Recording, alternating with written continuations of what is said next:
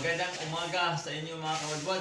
So ito na po ang ating part 2 ng paggawa ng hagdanan ng nakapay. So sa last video natin hindi ko sinabi sa inyo na yung kapal ng ating hagdanan. So ang kapal pala natin ng hagdanan ay 5 inches. So sa akin, para sa akin yung standard is 5 inches lang yung kapal ng hagdanan natin. At yung pala natin, yung apakan pala natin is 25. Tapos yung riser natin is 18 po. So hindi ko pinapakita sa inyo kung paano ko nilatag yung mga plywood dito, pinagmahan ito. So ito na, mayroon ng plywood dito. So ngayon nagka-umpisa na ang bakal. Kahapon, nilatagan namin ng plywood, pinunakanan yung plywood. Yung nakaraan, nakita nyo walang plywood yun. So ito na.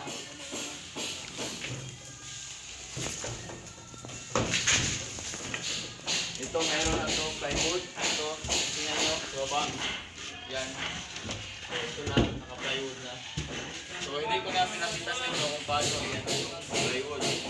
Hapon lang ito, ginawa namin yung pagtakat, pati yung plywood at saka nakapagbakal na din kami dyan isa sa pagbakal. So dito sa pagbabakal, medyo mahirap talaga yung pagbabakal dito. Bakit? Kasi nakabend ito, titingnan nyo, nakabend. Kaya ang ginamit namin na bakal is G's na 10mm na bakal. Hindi kami gumagamit ng 16mm kasi mahirap yun na i-bend yung bakal na yun. So dito, yun, nakaabang na. Ayan.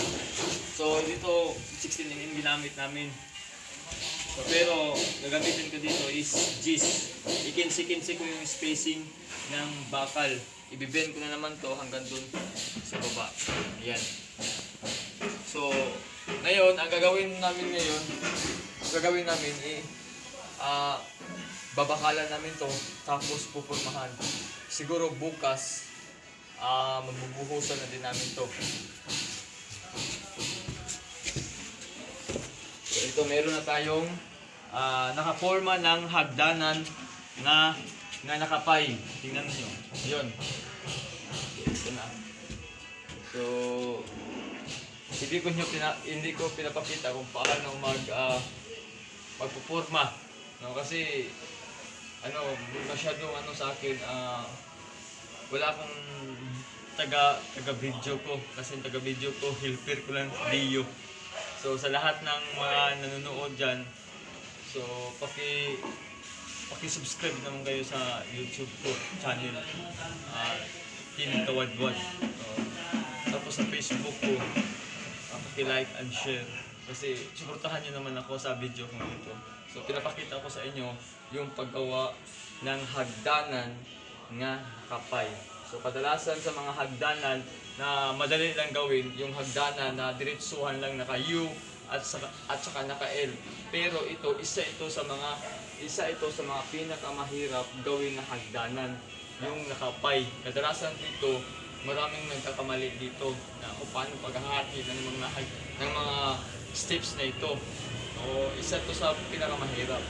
Pero kung matutunan mo ito, madali lang kung mo lang to, pinag-aralan mo lang to, so matutunan mo ito.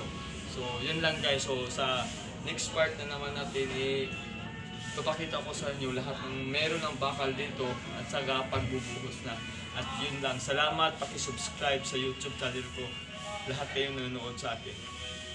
God bless.